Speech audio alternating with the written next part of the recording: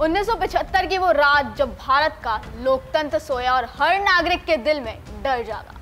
1975 भारत में आपातकाल का एक ऐसा दौर था जिसने देश की आत्मा को झकझोर दिया।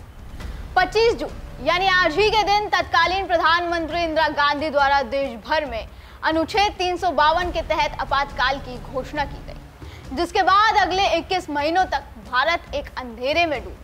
लोकतंत्र का गला घोटा गया, नागरिक स्वतंत्रताएं छीन ली गई और असहमति की हर आवाज को बेरहमी से कुचल दिया गया। आखिर क्यों भारत जैसे मजबूत देश को इमरजेंसी के लिए मजबूर होना पड़ा? आखिर क्यों रातों रात इंदिरा गांधी को आपातकाल की घोषणा करनी पड़ी? क्या हुआ था उस रात जब लोकतंत्र का इस तरह से गला घोट दिया गया?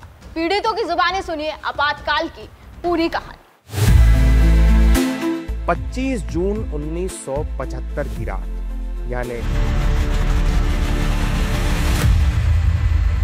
50 साल पहले की वो रात दुनिया के सबसे बड़े लोकतंत्र को इमरजेंसी की आग में झोंकने की याद दिलाती है।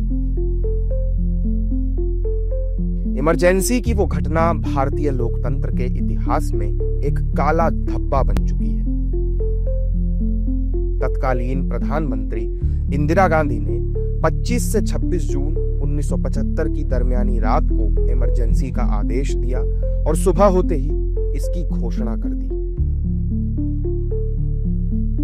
19 महीने लगी रही इस इमरजेंसी में सरकार ने न जाने कितने ही मनमाने फैसले लिए और जिन्होंने विरोध किया उन्हें जेल में ठूंस दिया गया। इमरजेंसी के दौरान लाखों लोगों को जेल भेजा गया था। जेल में बिताए पलों की खौफनाक यादें और जख्म आज भी उन लोगों के जहन में ताजा हैं। उत्तर प्रदेश के बरेली के वीरेंद्र अटल और चंदौली के हरवंश सिंह आज भी उस मंजर को भूल नहीं पाए। बहुत टार्चर किया इस पुलिस ने। हाकिम राय ने 7 डंडे मेरे शरीर पर तोड़ दिए। मैं जब उससे भी काबू में नहीं आया तो बरेली के तत्कालीन जिलाधिकारी माता प्रसाद के 29 अक्टूबर 1975 की सवेरे वे सीओ के कमरे में आए। मुझे हवालात से निकाला गया, हाथों में मेरे हथकड़ी डाली गई और हाकिम राय ने मुझे डंडों से फिर मारना शुरू किया और उसके किसी इशारे पर उन्होंने एक प्लास मंगवाया।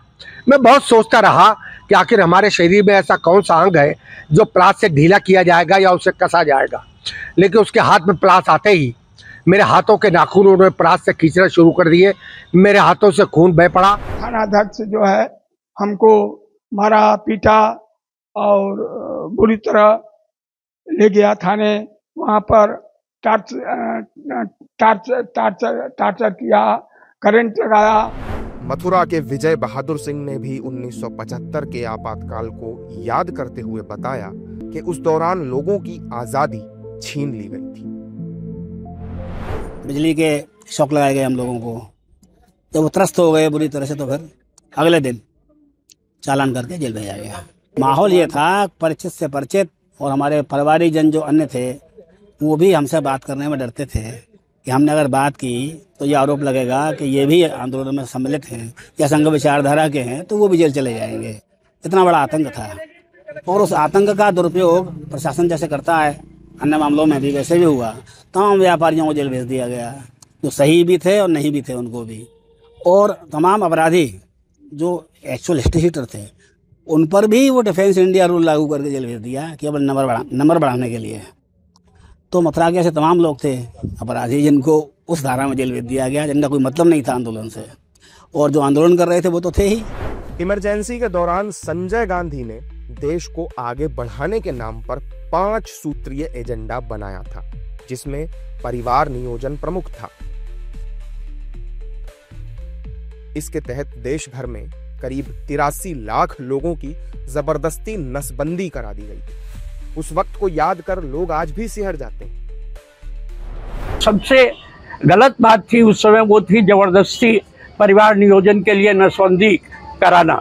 खुद अपनी कराओ या कहीं से केस ढूंढ के लाओ, तभी आपका इंक्रीमेंट आगे हो सकता था, तभी आपकी सैलरी समय से मिल सकती थी।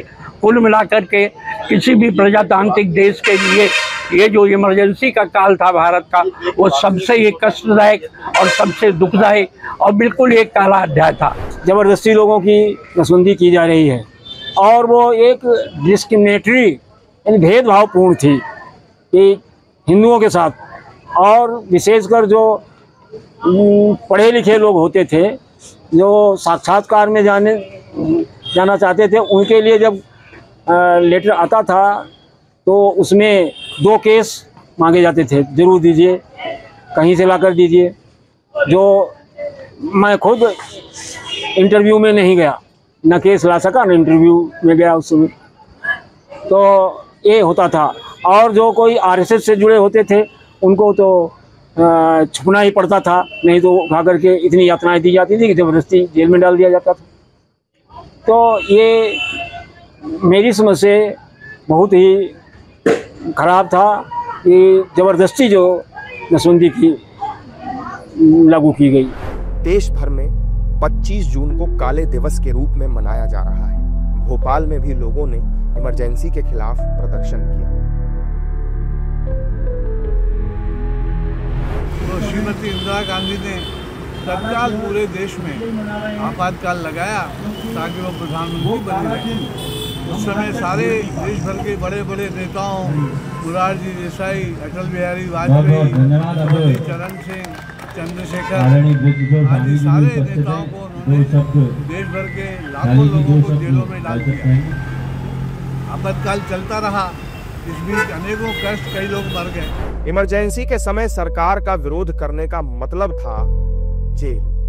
क्या लेखक, क्या फिल्मकार और क्या नेता, किसी को भी नहीं छोड़ा गया था। हालांकि 18 जनवरी 1977 को इंदिरा गांधी ने अचानक मार्च के महीने में लोकसभा चुनाव कराने की घोषणा कर दी।